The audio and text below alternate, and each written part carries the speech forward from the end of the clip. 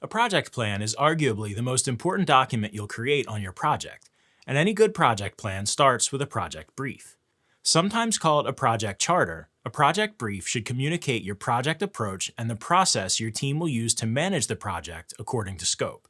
It should also act as a sort of agreement on project objectives, scope, major deliverables, milestones, timing, activities, process, and even resources needed to deliver your product. Now, you could easily slap together a document that shows dates and deliverables, but it's important to take the time to get this document just right with an appropriate amount of background information. I'll break down the process into 4 steps. First, understand the project brief purpose. If you've ever planned a road trip, you know you can't map out your journey until you determine your destination. A project is no different. You can't hit the ground running or even establish a plan for execution until you know what the project is and what's involved. That's where a project brief comes in.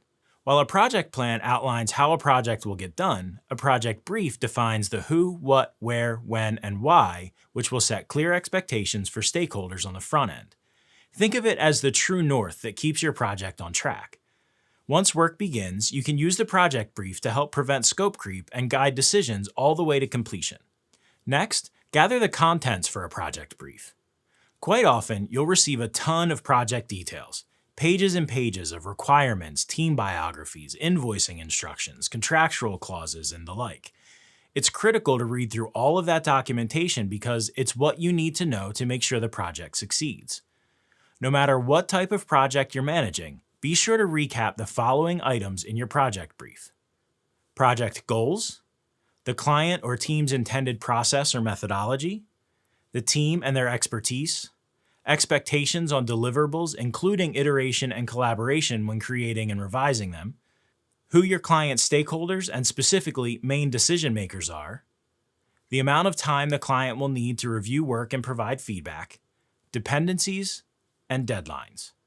Creating a project brief at the start enables you to get all the project stakeholders on the same page. For instance, if you haven't fully explored the decision-making process, there's a great chance you'll encounter the good old swoop and poop.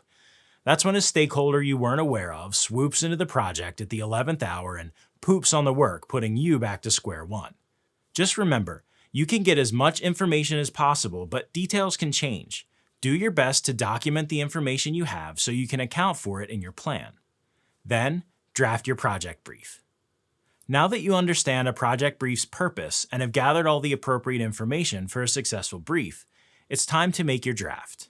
Just remember, project briefs are used across a variety of industries. The information you include on your brief will depend on the type of project you're working on. Just be sure to define your project as clearly as possible so everyone knows what is and what isn't in scope. And finally, build a solid project plan.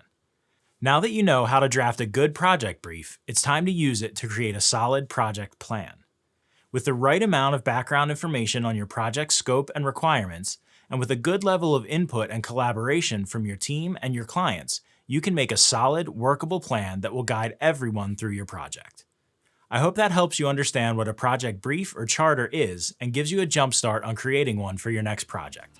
I'd love to hear from you in the comments. Do you create a project brief for all your projects, or do you just wing it and start with your project plan? If this video has helped you out, go ahead and hit that like button, and don't forget to subscribe to our channel and turn on notifications so you don't miss any of our videos. Thanks for watching. I'll see you next time.